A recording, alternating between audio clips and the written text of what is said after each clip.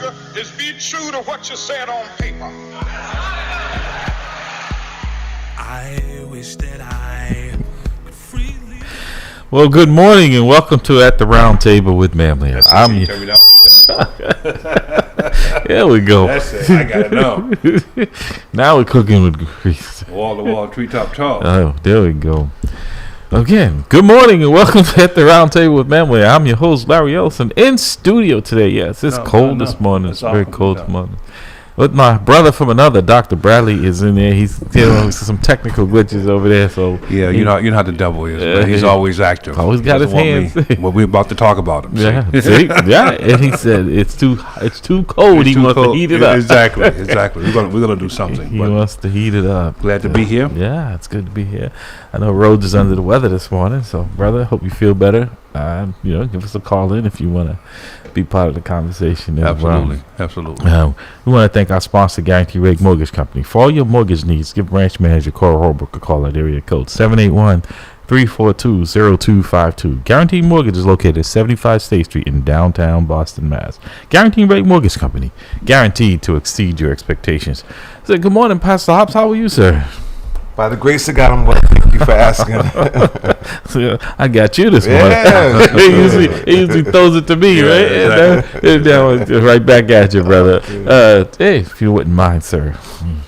Sure. Father God, we bless you. We honor you. We thank you for your grace, for your mercy. We thank you for this day. And we ask you just to bless the broadcast, bless all that's said and done, that it be done for your glory in Jesus' name. Amen. Amen. I want to say hi to good morning to some of our avid listeners out there. Good morning, Brother Cliff. Good morning, Dick. Good morning, Brother Jamal.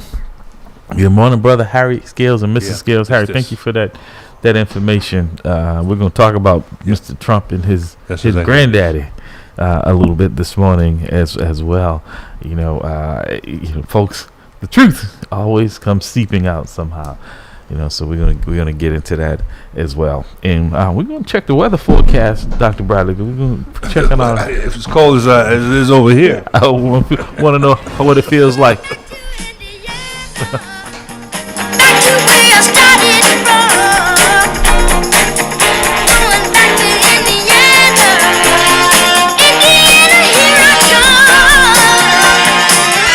Yes, good morning, Brother Bridgeforth. Hey, give us the weather forecast down there. I don't think they get as much snow as we do, but I think they do get some of this cold weather. It's cold out there. It's a balmy 29 degrees, my brother. 29 degrees this morning. Yes, sir. I walked outside and said, whoa. I came out, and I have a garage, and I said, whoa. I said, man. I said, we got to get it in today. Yeah. Well, first of all, how was your Thanksgiving with the family? It was, we had something really small. I had the honors of doing all the cooking. Well, I shouldn't say all the cooking. I should say my wife and I collaborated. Yeah. And then the oldest of the clan came over yesterday. Oh, okay. And she sat down and she, how people, my brother. She was like, well, my brother can't really put this together. So she sat down. She had a little piece of this, a little piece of that. Tasted my greens. She was like, ooh, give me some more. Okay. So yeah, it was really nice. It was really nice to have family. You said what else? My mother-in-law did half, so that we host, and she does a lot of the cooking, brings it over, and then I do a lot of the sides of the collard greens and fried the turkey and I did that banana pudding, and she loves this pumpkin cheesecake. So I found the recipe that Cheesecake Factory had. Put my little tweak on it. Add a little rum in there. It cooks off. And nice taste though. Yeah. People don't realize alcohol. If you cook with it the right way, you're not consuming. No, you're not. It burns it off. Yeah, it burns off. So really, I think it was maybe 6 of us. It was probably the smallest gathering we've had, and it was nice. Everybody got a chance to to eat and sit down, relax, and talk and converse. It was a nice time. Nice to have family around. Family is such an important part of who you are. You know what I mean? And then you start talking about the memories. Remember this one, remember that. So it was nice just to sit down and have those conversations. And it's a time for me, and I'm sure it probably would use because a lot of the recipes I do my cornbread stuff, and I break out my mom's recipe, and so there's that connection to those who may not be with you anymore. That's what I do with my collard greens. My mother had a very precise recipe to do southern collard greens, and I broke that up. My sister just didn't know that I knew it. Oh, I said, okay. you guys thought I was just sitting in the kitchen not doing anything, waiting for the batter bowls. You know what I mean? But I was kind of watching what was going on, Yeah. and and then also I bake a brisket at very very low, low and slow. Yeah, about 200, 250 at the max. Yeah, it was like paper. Yeah. Well, Like that's what I tell people. With that, you get that cut of meat. You have to, if you rush it, if you just take your shoe off and chew it. Yeah, that's right. It'll be a little more tender. But you cook it. It took me about 6-7 hours because I did a nice low and slow and dressed it up really nicely the way my mother used to do it. Yep. And my sister was like, I didn't know you can do this. Yeah. Wow. Well, see? The secret is out. I was like, man. It'd be called, listen, I'm telling you, I get those calls and I'm like, I don't have a catering service here, Yeah. But and it's funny because people don't equate men as cooks. No, they don't. Because my sister never had fried turkey. Oh, wow. So I went out and bought this indoor fryer because my wife get all itchy about the gas. Yeah. I don't want you close to it. I don't want you to hurt my husband. I was like, okay. So I went and bought this indoor fryer, took it down to my basement and said, give me the turkey. 45 minutes, it's done. Yeah, I have one too. Do you have the, I think it's the... I have the Masterbuilt. Masterbuilt. Okay. Masterbuilt Butterball. Okay. Yeah. It's oh my goodness. Yeah, it holds about a 24, 25 pounds. Yeah. You wonder where have you been all my life, right? I have. You know what I mean? Was this your first time frying one in the electric one? I know you've done them in the gas. No, this is my first time. This was my second time doing it in the electric one. I did it last year. I bought it last year. Yeah. And it was just because I just got tired of hearing the wife complaining about it. I was like, honey, we're going to resolve this. Yep. So we went out and bought this, and it was really, I was downstairs working out while it was actually frying. Let me tell you, I do the same thing, and I have a method. I use 4.5 minutes per pound. In the fryer, and so I did a 23 pound turkey. It took me a little over an hour, right? Where if you're doing one in the oven, you're just getting started in an hour. You just get the grease popping up, right? And I was like, bam, it's done. You gotta baste it, when it comes up to temperature. I take it out of the fridge about an hour or so before I'm gonna drop it in there, so it doesn't shock that oil and cool it down, because you want that crisp. Then when you have folks fighting over the wings, right? Yeah, exactly. Those wings fly. The wings fly. The leg flew off. You know what I mean? Like, even the breast meat's gone. Oh man, because it's nice and juicy and moist. Yeah. Well, I tell you, if you, other than like you said, the briskets, the tough cuts of meat. If you cook those for a long time, it gets tender. But if you cook a white meat for 6 hours, it's gonna be tough. It's dry. Oh my God, it's tough to eat that, man. You can baste it all day long, right? It's just like the meat just consume all the basting. Yeah, you're not going to actually get it moist. You can't. But once you put it in that fryer, it seals. Right. And I'm cutting it, man. And the juice is just falling off the breast meat. And my wife loves the breast meat. Right. Okay. I'm like, baby, you love white meat. You married me. Well, she knows. She knows deep down you're a breast man. Okay, brother. You got me. See, we can keep it clean and understood. Yeah. But it was a good time, and I particularly like the carving of the turkey. And then teaching the kids, like my mom, my sister taught me. Well, I just sat there and watched them because I was waiting for the batter bowls when they were doing the cakes and all that, but I'm watching them, and I'm sure my mother showed my sister how to do this. I'm taking this note, but my girls, I come on here and show you how to cook the collard greens. One of them called me from South Carolina, Atlanta, and said, "Listen, I'm going to a party. I got the collard greens." I said, "I got you." And she called back and she said, "You got me because there was none left." Right.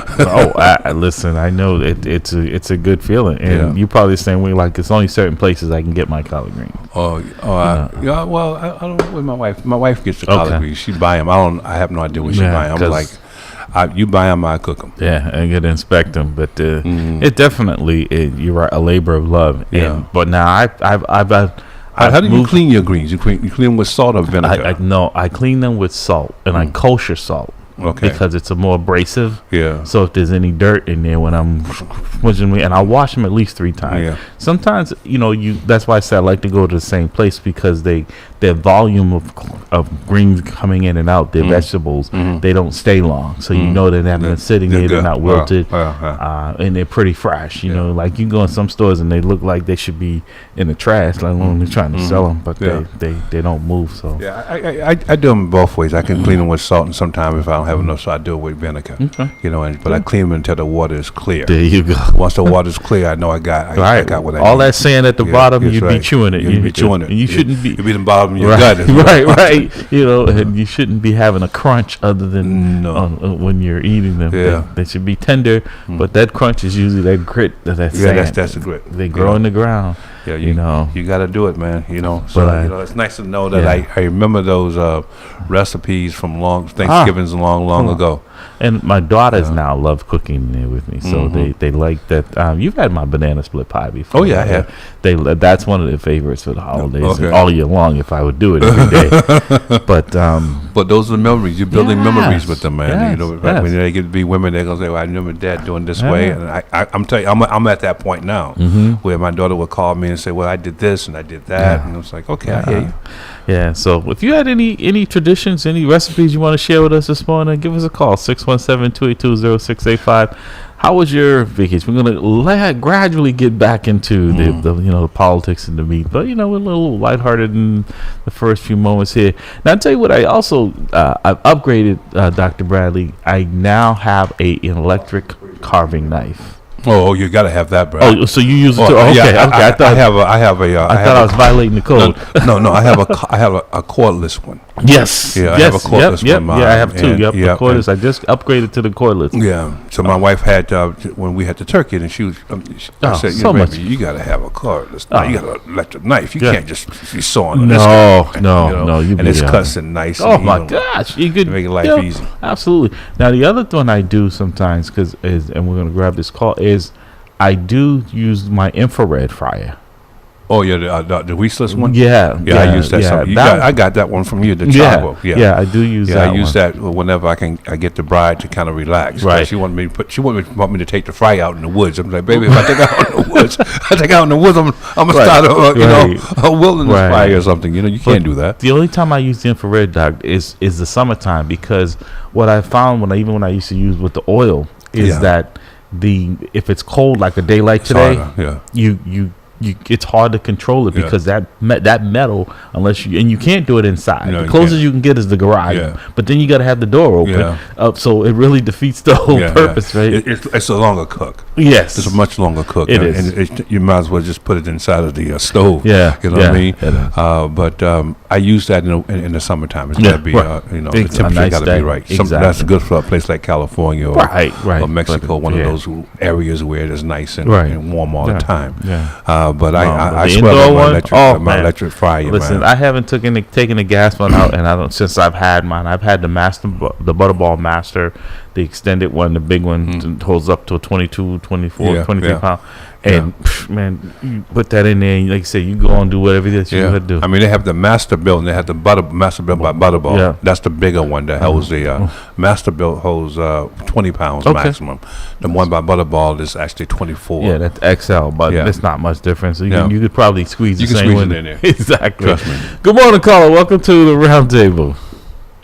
Good morning, y'all. How you doing? It's Brother Jamal calling. Hey, Brother Jamal, you finally got home. Brother? You know what time I got home the other night? Almost 2 o'clock in the morning, I think. The Sojourner House was the last stop I was able to make, man. Oh, wow. Bro. I got home like 11:30, man. Wow, you was... Well, I went and I called up Mindy Butts, and I dropped some stuff off to her as well. But yeah, it was a long night. I felt like I was in a clown car, man. I could only make left turns because I couldn't see out the right side. Exactly. I mean, that was a lot of stuff. And imagine if either one of us would not have been able to make it. Oh my God, that would have either been a 2-trip or whatever. I mean, we could have filled up a U-Haul with that stuff. You could have, if you had a roof, you could have put some on the roof, because that was it. I I said the same thing. I said to my wife, I said, man, thank God for that brother, because we couldn't done it alone. It just... Hey, not for nothing. I still got bagels in my car. rolling around. I need to check under my seat, because I did find a loaf of bread in there. I'm like, where does bread come from? It must have fell out of the bag. That was the other thing. But what say you, my brother? Good morning. How was your holiday? I know you're not big on these holidays. Yeah, so that's funny, and so on the reminiscent, but also too, we always talk about cultural things. So one, because of my revolutionary persuasion and all this, I don't deal with these holidays. You know what I mean? Mm-hmm. We are one of the only people who celebrate our enemies' victories over us. Generally, most people celebrate their victories. Right? So you said that's why they don't have a Hitler Day in Germany, right? Mm-hmm. Right, exactly. And so these are the types of things that make you go, But no one can deny the family times, and most of us who grew up in it, even if you got conscious later on in life, I, like everybody else, grew up Thanksgiving dinner, Christmas dinner, eating, before I ate, stopped eating pork, the spiral ham, with the cloves in it, the, pies of every type and kind, and the camaraderie and the family and all that. So I miss that. But as y'all know, now that I'm getting older, like Dr. Bradley was just talking about, sitting in the kitchen with moms and sister waiting to lick the bowl, right? Some cake batter. Yeah, right? Well, when you didn't know raw eggs weren't good for you. But nowadays we're grown, right? And auntie so-and-so is gone, and, mama and big mama is gone, and grandpops is gone, so those fond memories for me were really with those people, all of whom are dead now. You know what I mean? And now it's about, do we create our own traditions? Yeah. To keep that going. Some have chosen to, some don't. I still cook. So I cook a turkey. I used to cook for my family. They didn't do a big thing this year. I don't even go to my family's thing, but I cook because I make a mean jerk pineapple turkey. Okay, or jerk turkey. Okay, yes, sir. I never thought of that. We'll have to be the judges of that. We can't judge it if we can't judge them if we don't taste them. So I mean, it's not that I doubt the veracity of your statement, brother, but bring it on over here so I can taste it myself. That's it. The proof is in the turkey, not the pudding. Literally, I saw a post the other day too. Y'all know our good brother Rasan Hall from the Urban League now? Absolutely, yeah. So Rasan and I knew his father, David Hall, who was a dynamite brother himself. He was actually on the very first, what they called the co-op back then, which was the very first kind of, it was the civilian community ombudsman oversight panel. It was what Menino set up when we were trying to get police civilian review, and he bamboozled us and gave us that. But in the event, David Hall was on that very first iteration of that board. And Rasan just posted the other day, he was like, yo, my father started a tradition that the men cook for Thanksgiving, and and black men cook and all this. And I'm like, yo, brother, we have so many men in our community who get down. You ain't,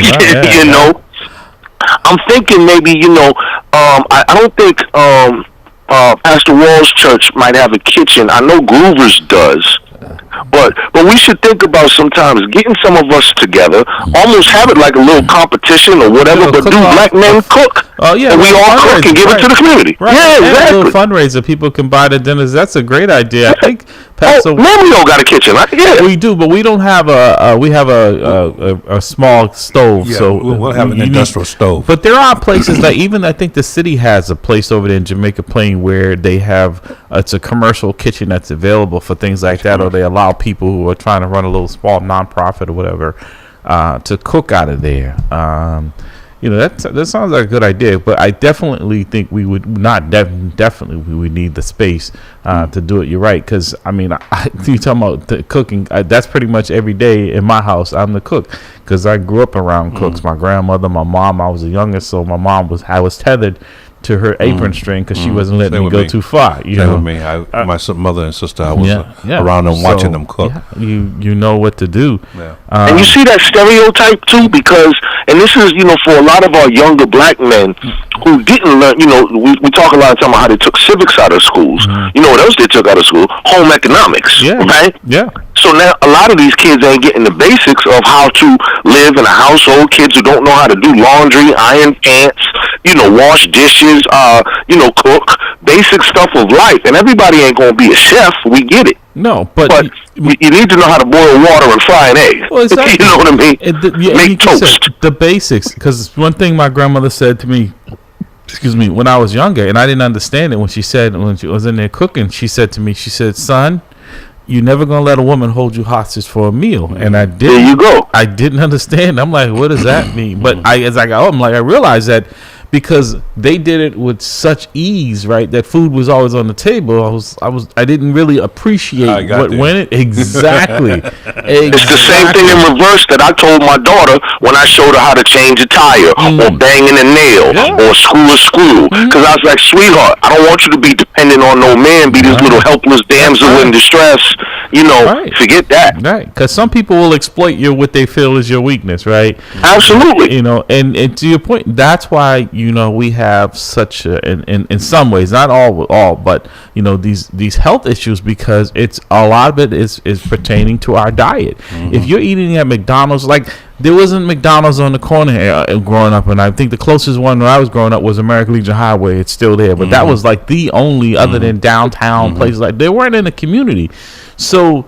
And it was rare. Like we would go. Remember when Church's Chicken, which is now the Church? Yes. It was Church's, and it was Popeyes, and then they had one now. Remember, it was down Dudley. It's a Chinese restaurant now, but that was the original Church's Chicken. Church's Chicken, yeah. On that lot, that's Church's Chicken. I did like their fried okra, and their chicken. I like the apple pies. No. Church's Chicken ain't bad as far as the bad stuff goes. No, but that was in moderation. Like when we would go shopping with my mom on Saturday mornings when that Purity Supreme used to be called Heartland. I don't know if you remember that. I remember that. Where you have to bag your own groceries and stuff, bring your own bags and your boxes. Yeah. And so every now and then we would get a treat for going and helping go to that McDonald's up the street. But it wasn't every day. It wasn't, something you did on a regular basis. These kids now, I see them in the morning. They've got sugary drinks and donuts for breakfast. There's coming out of Dunkin' Donuts. All that glucose in your blood, man. You're going to go learn. Right. You want to sleep. And then they're at the Burger King every afternoon for dinner. Yeah. So now you have salt and sugar. Yeah. Right? The two things we know that kill us the quickest. Salt and sugar they're consuming all day long. Because when you go, this is why I was talking about I only buy my vegetables in certain neighborhoods. You go, I went into the local store to grab something, not the vegetables, and I'm looking at and everything in his wilted, because the folks in the community don't buy them. My brother, I went to take him some food. He asked me to pick up his prescription at the Grove Hall. After I had cooked dinner, and so I brought him a plate the next day, and he asked me to stop at the CVS in Grove Hall to grab his prescription on my way down. He lives in one of my buildings down on Blue Hill Ave. And I go in, I pull up, and I'm like, there's like, this the environment, right? There's all of the locals, so I'm setting the picture out in front of the place, right? They're waiting for them so they can go in there and take. And as soon as I walk in the door, the smell, I'm like, this place shouldn't smell like this. It just smelled like decay and neglect. The carpets were filthy. The building just looked like it was. I'm like, and that's probably one of the newer CVS's in the city, And even though it's older, but I'm like, and I'm walking everything. There's very little bit of stuff in the store. Because let me ask you this question. Not to cut you off. What's a CVS like in your neighborhood? This is what I'm saying, because I have something. It's not like that in my neighborhood. Your point is valid. This is, where I'm going with this, because I have something. People in that neighborhood think this is normal, because if you go into any of them that are close by in the neighborhood, that's what they look like. Yeah. The shelves are unstocked. They got plexiglass over everything. Right. Ring the bell to just to get a $3 deodorant. Right. You know what I mean? I gotta ring the bell, and then not for nothing, they got plexiglass over empty shelves. That's right. You got stuff locked up, ain't nothing in here. Right. And especially like the stuff that's the high theft stuff, like the baby formula. Right. And diapers, laundry detergent. They got laundry detergent now. Like they might run you know, at Home Depot when they put all the picnic tables out there and they run a chain through all the legs and then lock it up at the end. Right. That's how they got the laundry detergent now, through all the little handles. Wow, really? See, yeah, it was just the whole but. It harkened me back to every day I hear on my police radio that the CVS up there and the one up on Dudley Street, there's the shoplifters and they're back in there and they're taking a whole bunch of stuff because I guess the policy is the employees are not supposed to confront these folks and they know that. And by the time the police, unless you're standing outside, you know, and actually there was, you know, but this is a constant. So the inventory. And look who's working at CVS too. Talk about confronting somebody. Look who's working at CVS. It's my majority, you know, women, and all of them are young, and all of them are mostly teenage to maybe early 20s. And every now and again, you might catch an older person in there, but it's a bunch of, you know, these people should not be confronting people. They're gonna get hurt. No, you're right. I heard that that Walmart hired their own police force. I read that someplace. They had their own police force to deal with the volume of Walmart people. or Walgreens? No, Walmart. Okay. Walmart. They have their own police force and they're responsible and they're trained police officers and in the academy, wherever they are, whatever jurisdiction they're in. Well, that academy, they're trained and graduated, got certified. They're patrolling only Walmart. And you see, look, well, if they did that, they instantly became the most well-funded police department in the country. That's true. Listen, I know. Matter of fact, UMass is looking for a police chief. Someone just sent that over. But you're right. I mean, I was looking too. You know, there was you see all the smash and grabs that were taking place over the holiday weekend. So I mean, it's not just here, but there was like CVS and them. They're closing down a lot of their stores, and once again, our communities are the ones that are impacted the most because they're looking at their loss and profit. Because this, at the end of the day, this is about making money. It's a business, right? And they're losing money there, and it's hard to get employees there. Like Jamal's point is right. I went there, it was all young girls, and it was like I've never seen that many. There was 5 of them back in the pharmacy, which usually in my town there might be 2 people. There were 5 of them, and I don't know if it's because for their safety. I'm like, wow, they're pretty. Listen, I tell Erica all the time that is the biggest drug dealer in the world, man. Go ahead. I don't know it. That's all they're doing. You know, is distributing But I think drugs. that's how they're making their money is on the prescriptions. Yeah, exactly. Have y'all seen in the papers recently too? You know, the CVS pharmacists were going to strike nationwide. I read about that. I read about that. Yeah, that would have shut it down. And then too, all of these places, to your point, Walgreens, CVS, all of them are closing stores all over. But also too, it's because of different things now. Because of course now you can get your prescriptions at Walmart. Right. You can get your prescriptions at Target, at Kroger, Kroger supermarkets down south. Right. You know, some of the Stop and Shops up here have a pharmacy. You know, and then of course you can get Amazon, all these pill pack things, and send it to your door in the little dosages for every day. Right. You know, so there's so many alternatives now that even those big things, and I think they thought, because remember when they started getting more like grocery items and stuff like that? Yeah. They thought that they could diversify their products, but now it's like, who really is going to Walgreens to buy, you know, orange juice, a gallon of milk, some bread, and some eggs? Not only that, it's 10 times. It's actually Walgreens. I find it's more expensive than those little mom and pop stores. You know, absolutely. You know, like when you go in there, they put a gun to you. It's like if it's 2 for $6, unless you buy 2, they charge you $3.59 for instead of half of it. I'm like, wait a minute. If it's 2 for $6, that means 1 is $3. If I don't buy both of them, you're charging me $3.59 for one. So you're forcing me to buy 2 or buy none at all. Exactly. You know, so they're the only one of the few stores that I know that operate like that. But the other thing too, to your point, Jamal and Dr. Brad, is brick and mortar is kind of going by the wayside, right? Well, I was just going to say that I think AI is going to change all this. I think AI is going to change all the things that we normally do when we were kids. You know, both at my age, your age, and Jamal. You know, we can all remember going to the Walmarts and doing all those things. I think that's going to change. You know, I mean, I was in school the other day, right before we broke for the holiday, and I'm lecturing on policing. And I look out the window and I see this little thing roll by, you know, and it ended up being a delivery bot. Yeah. Wow. You know, I mean, if a delivery bot can actually deliver food, on a campus. Well, what is preventing the delivery box from delivering medicine to your home, or dropping it off from with one of those drones? Yeah, they're doing that in some places. I think it's going to change. Packages are being delivered by drones. But you're right. I didn't see as many people on the road after on Friday. I figured with the Black Friday down there to Rentham, it wasn't because a lot of these young people they transitioned from that. They're not used to going to the mall. But why would you go? And there's a possibility that you can be shot up. I know that. I mean, at the Walmart. Yeah, I mean, those are the kind of things that I'm thinking. Whenever my wife and daughter leaves the house, I call and say, "Hey, are you guys okay?" Because first you should. Are you armed? Yeah. Well, my wife is usually armed. Right. You know what I mean? Because she's like, I call her pistol packing mama.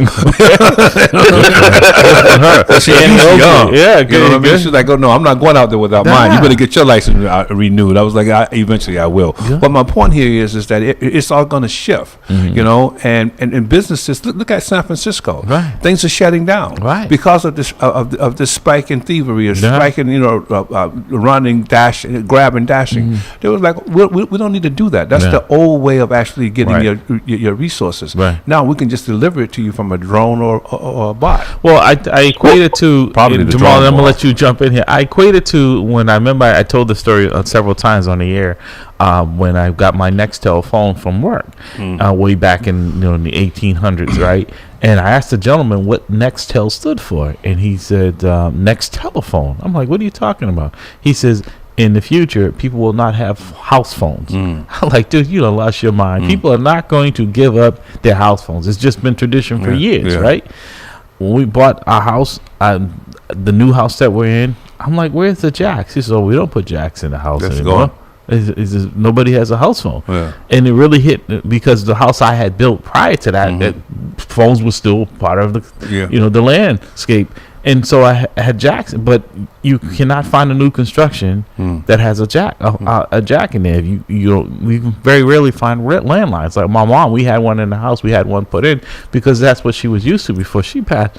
But once she passed, we had to shut off, and we don't use it. So that's what I'm saying. Using that to today is that the way we used to shop. A lot of the stores we've talked about that Woolworth, all those stores we grew up on. They're gone. They're gone, and the way that we would be spending money will be gone. Yeah, like I very seldom carry cash on me, But I'm reading, and people they're saying that they're putting chips in people's hands so they can scan the hand and pay it. Wow. You know what I mean? So you don't have to worry about a card. You don't have to worry. It's always inside of you. Yeah. So I'm sorry, Jamal, you were going to say something.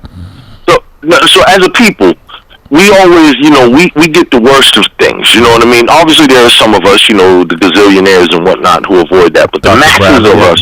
Oh, yeah. He's right next to Oprah. Oprah, Dr. Bradley, right there. No, all I got is potential, Doc. But it's a thing where the technological advances for our society at large really don't benefit us until way later, except for the entertainment ones. So if PlayStation 5 got it, comes out, we got it the day it comes out. Right? But other technology that's more beneficial, let's think about, laptops when, those became available. We didn't have a lot of those in households or, whatever. There's a bunch of stuff. So now to your point about the drones, right, delivering and all that, it's going to benefit the richer communities first. The drones are going to be Newton, Wellesley, these type of places, because they're not going to risk putting the drones in the hood, because somebody's going to try to snatch it out the air. Somebody's going to hit it with a baseball bat or throw a bottle at it. Or shoot it down. Exactly. So they're not going to take all those risks, particularly if it got a package in it, in its claws or however that works. And if it's one of those ones that rolls down the street, I know me as a mischievous kid, I know I would have kicked it in the head to see if I could knock it over. You know what I mean? The same urge I get every time I'm in Stop and Shop and that thing comes by me. I want to clothesline it. I know, but that's only if the drone is innocuous, is not one that's actually prepared to protect itself. Right. The kind of drones I'm talking about are the ones that actually, if you approach it would say to you, back off. Yeah. You know what I mean? And see, so now we talk about. So now we get into the potential RoboCop era. Right. Well, I don't doubt that. I think eventually AI is going to touch every facet of our society. Oh, no, I don't see it actually limiting to your one point, Jamal. What you just said, because I was in BJ's the other day and I didn't know they had those, and one came down the aisle and it scared the heck out of me. One of those little robots. Yeah. I'm like, whoa. Yeah. Because I didn't see it coming, and I heard this beeping and stuff, and I thought it was them with the, they have the forklifts with it.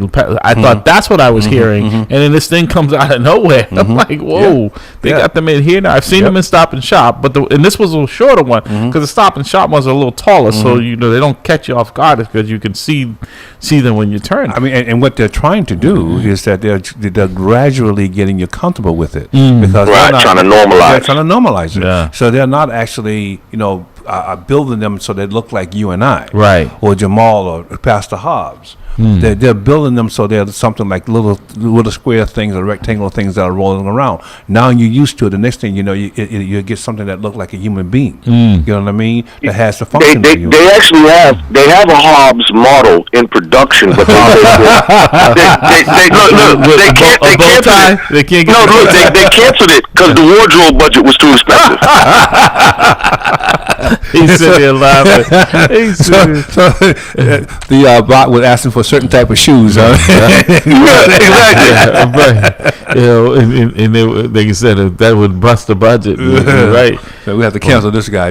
Two guys talking to each other, but his model wants better clothes. But you're right, gentlemen. I think in most areas the human is going to be replaced. I think there's somewhere it'll take a longer, like in law enforcement where people were. But I mean, it's no different than automation, right? When it came along, the assembly line, and now there are a few people that they need fewer humans, right? Because you go in the store before, there are more self-service islands now, and I'm like, I hate going through them because I feel like I'm working for the company and they're not compensating me in any way, right? That's exactly what you're doing. Right. You're working for them and you paying them. Exactly. I'm like, you should get a little discount if you bagging your own things, right? You checking your own stuff out. Right. And you have They need to advance that technology though, because have you ever been the one where they're all on and they all work? No. Walmart is probably 90%. You do it yourself if you go into Walmart. There's very few. No, but I'm saying when I go to the exactly, when I go to the checkout, let's say they have 10 self checkout things, right? It'd be like 3 of them that's working. Right. No, you're right. I mean, the technology, like I said, it's good, but I think it's really consumed us, and it's made a lot of people lazy. Like, I mean, people don't leave their house for anything. Everything gets delivered. Their food comes in a truck. Their medicine, their Amazon packages all day long. I mean, I still like to go out and touch and feel what I'm buying. Certain things. Yeah, but Larry, I know I'm a dinosaur. That's me. That's Jamal. That's Pastor Hobbs. But look at the era we're coming from. We were born back in the 20th century. Yeah. Now these 21st century folks, they're not going to have that memory. You know what I mean? They're not going to have. Once your daughter, my grandkids get to be our age, those kids they're not going to even need a license. Why should I have a license? I don't have to drive my car. What is driving? Who drove? You know what I mean? What do you mean? The Jetsons is going to become reality. Yeah, so the whole paradigm shifts. It shifts to the point where like I mentioned it to you in one of the shows. I was like, hey, listen, we're not going to have these things happen. You say, how can that happen? How can you make money? Because you're trying to pack it into this context. Yeah.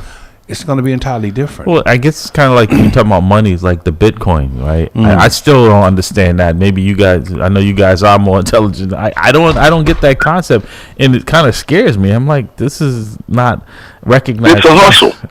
Okay, yeah. But paper money and money, the way that we see it, the way that we use it, the way that we, the jingles and all that stuff, dropping a dime, you can't drop a dime now anywhere.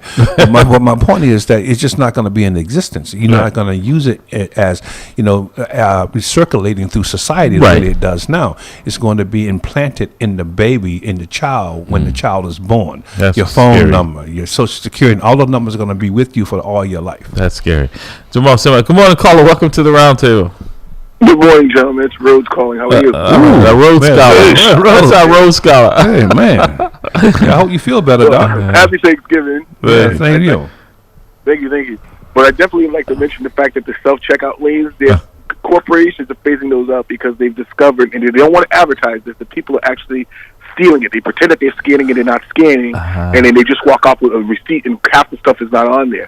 So they're not advertising it, but they're phasing it out because, one, people don't like it. They've surveyed people, and people are saying they feel like they're doing the work, like you guys said, of the store, and they're and they realize that people are like stealing. When they go to the self-checkout, they don't check out everything, and they're like, it didn't work. And then now some stores do I should say the only one I've seen that has a scanner is Sam's. Like BJ's and stuff, they look at the paper, they go down there, and they just do a quick scan, and the person there has already looked at me, and they don't even know what they're looking at. But Sam's, and there's only one up in Hudson, New Hampshire, which is right next to Nashua.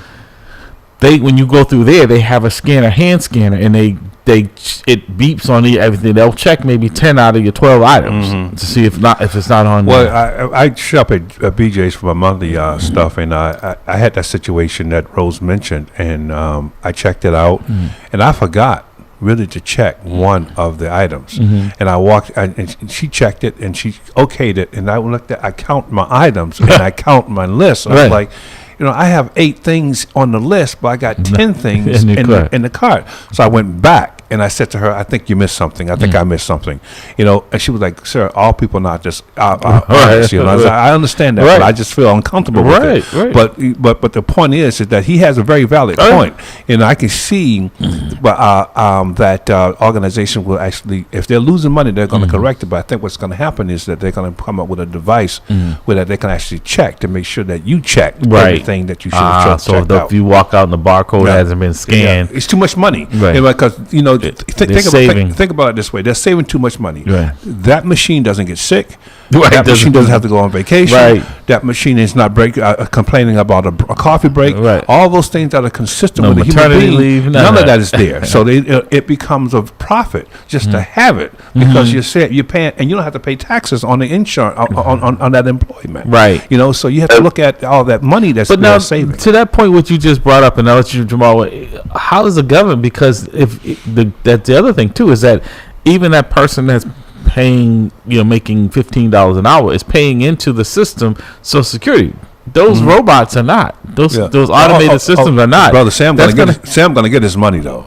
I mean, because Sam gonna get his money through sales taxes. Right, but this, not to cut you off, but the sales taxes in addition, that they're gonna get that whether it's a person at the checkout, but with this machine, you're eliminating that additional person that I would get that revenue from. So what I do is I go back to my accountants. I go back to my certified people to say, listen, come up with a tax code, a tax model. So raising your taxes on this individual or this machine operating.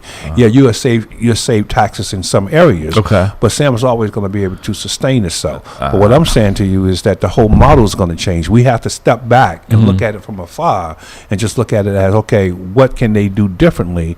Not use the same same construct that we're using now. Right. Creating a whole new construct. This is kind of scary. Yeah, it's very scary because we're at that point. We're moving. Good. Okay, so check this out. So, and I need y'all with me on this, my brothers. Okay. So, this is actually something I wanted to contact Attorney General Andrea Campbell about. Because it's just one of my pet peeves. But it's one of these new consumer issues that if nobody's really paying attention, it's like, wow, okay. But okay, here's my thing. So during COVID, remember they started charging people for bags, right? They did the plastic ban and all that, then they started charging people for bags. But it was the plastic bags, remember? Yep. Right? Okay, now they're charging you for a paper bag, which used to be free. Right. And 10 cents. We've gone up from 5 cents. And it's 10 cents. And it's 10 cents. Yeah. Now, here goes, as Dr. Bradley would say, here's my hit. Right? The thing is that it's outside, it's only Boston. So you go Quincy, that doesn't apply. Right? Cambridge, I think, charges you for bags too. These little Cambridge does too. Yeah, Okay. Cambridge, Somerville, yeah, but It not basically. It amounts to, in my view, basically a poverty tax, because these supermarkets that people are going to are in the most poverty-stricken areas, what have you, high level of elderly, disabled, so on and so forth. And on top of that, if you're making, how is it that a business, I'm paying your additional expense? Right? And if you're going to do that, why doesn't it happen at the dollar store? Why don't I pay for bags at, the beauty supply? Well, I'm not paying for bags in the liquor store. I'm not paying for bags in any other environment, but the supermarkets where people need food, right? I'm paying 10 cents. And on top of that, 10 cents emblazoned with your logo. Right. So let me ask you this, Jamal. So in Boston, is it only supermarkets that charge you for the bags? I thought it was all stores. Nope, to my knowledge, those are the only ones where I see. No, it is all stores, because I was in Macy's. I was in Macy's downtown, and I was buying something several months ago, and I went in there and they wanted to charge me for the bag. So it's really? Okay, so I don't be there. Yeah, and that's what jumped out of my like. What? Hey, Hobbs, can you confirm this?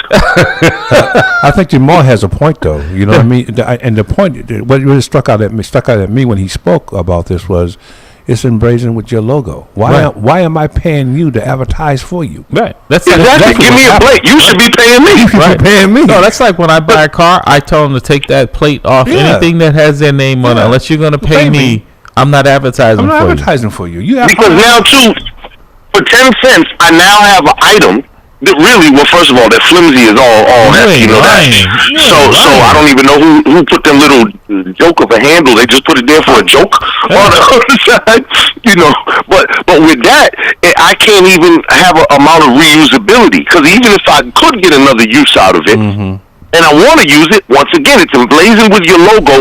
Now, in the course of me doing something that has nothing to do with me carrying groceries home. Rhodes, do they have a bag charge in your town? Do we lose? No, I don't think so. All right, yeah. No, and you're right. Jamal's point is right. They do. Sharon does have they do charge for bags. Oh wow. So, see, yeah, they do. Now see, Jamal's right, because the people who in Boston, because first of all, how do you know how many bags do I need?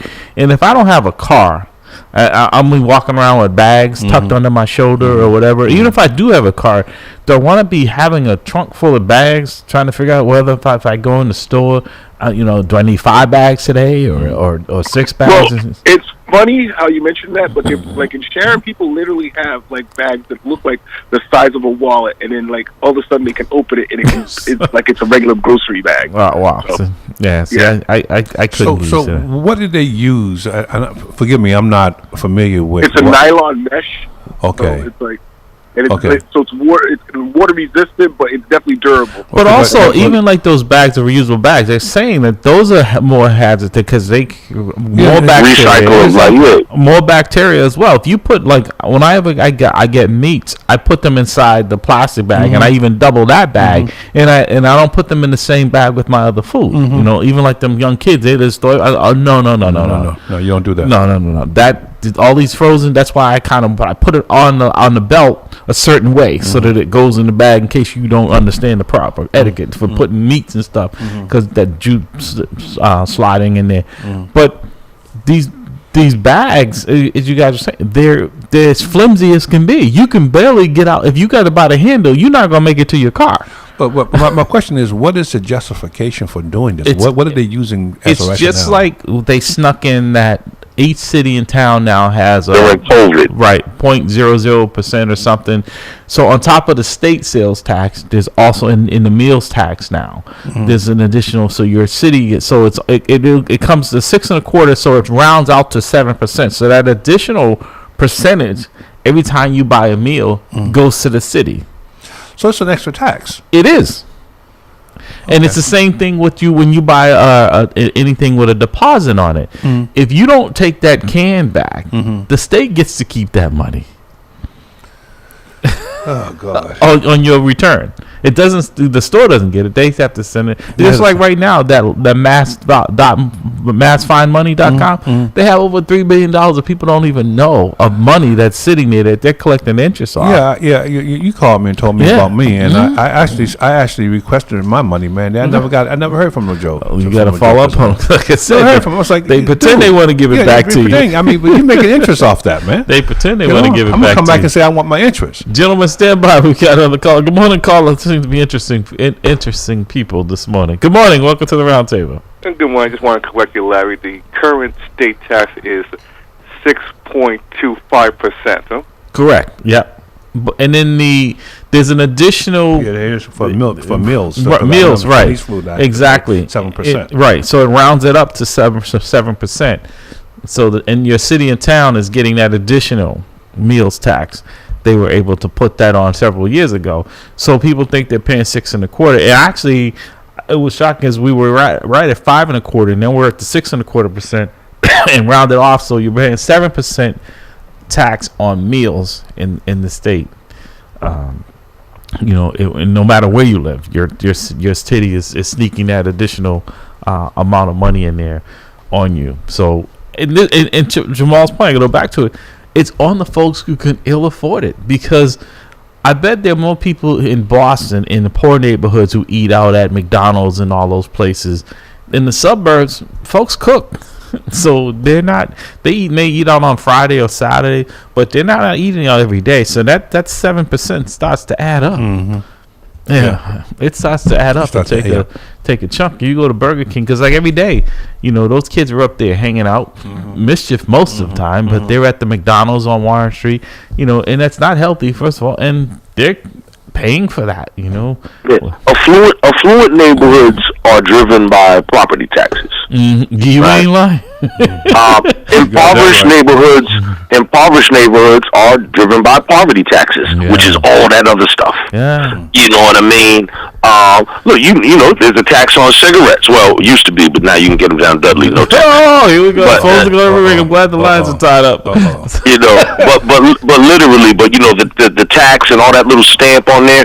And it's funny, the history of this country and all this, because we literally still paying King George. You know what I mean? Now King George is just, Americanized or whatever, Uncle Sam, whatever. But everything is taxed. You know what I mean? Whether we're doing with the regular road tax when you buy something, the meal tax, your property tax, your income tax. I mean, the government takes 3%. A third of my check. Yeah. Yeah. So I'm retired. Take a third of mine as well. Technically, you're taxed 4 times on that earning.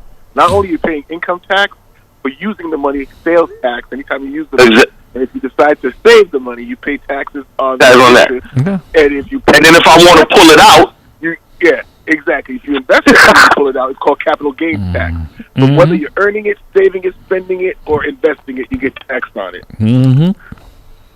No. And the funny thing is, according to the Constitution, you're not supposed to pay income tax, because they're saying if you need a license from the government to work, it's supposed to be illegal. You're not supposed to pay the government for the right to work. You should just be able to work. And with these days, with everything being licensed, technically you are paying the government for the right to work, or you're being put through regimens of like testing and licensing and all these things that regulate your ability to be able to actually work. Wow. Constitution just words, Doc. Is people enforcing it. Right, and it depends on think about what's happening to Donald benefits Trump. And how it interprets. Well, according to the Bible, usury, which is having to pay interest on loans, is supposed to be a sin. And for all banks, that's what they do, is charge interest on loans. Wow. Well, the banks are saying anyway. It's crazy. But I was going to jump. I was going to shift this to DT. In the 14th Amendment, and my prediction that they're going to protect him.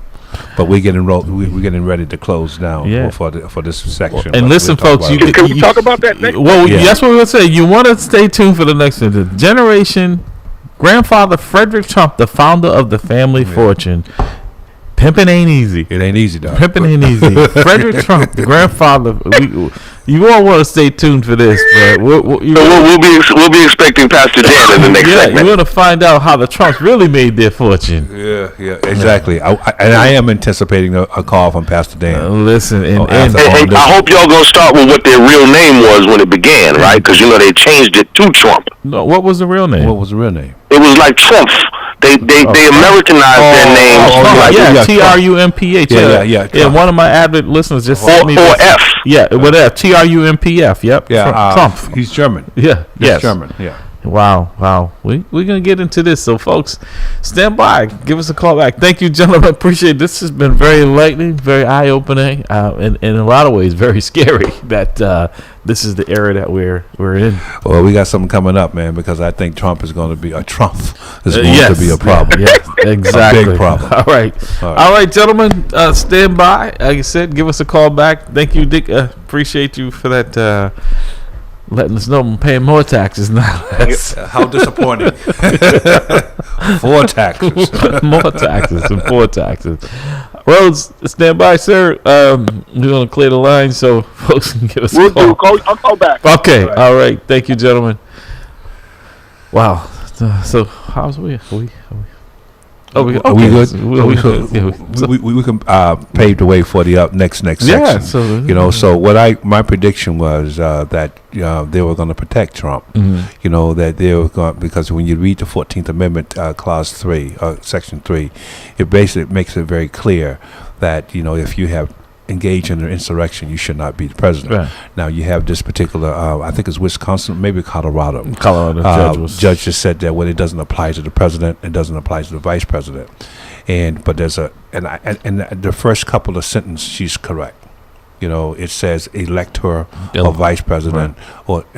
Those are the electoral college candidate individuals. But as you read further down in the clause, and I'm going to read it. It says any government officer. Okay. All right. Any U.S. government officer. I will argue that the president of the United States and the vice president is an officer of the government. Well, I think the judge, because she said in her findings that he did act in an insurrection. I think she was punting it, saying, "Okay, if I do, I'm going to be overturned. So let this be the final arbiter, which sadly will be the Supreme Court, which is, as Trump said, his appointee." Yeah, but the other side of that, if you're looking at the Constitution itself, you're really going to be the interpreter of the Constitution. Mm-hmm. This shouldn't even go to the courts. This clause is self-executing.